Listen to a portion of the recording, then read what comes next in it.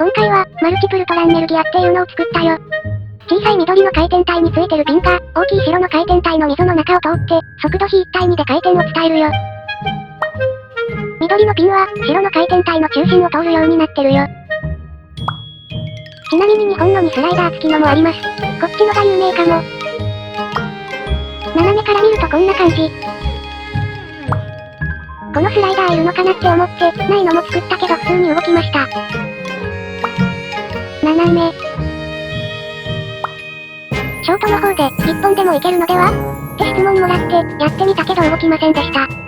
真ん中にステイしちゃうよ。何に使うかは調べたけど、見つからなかったよ。これがロマンかもしれない。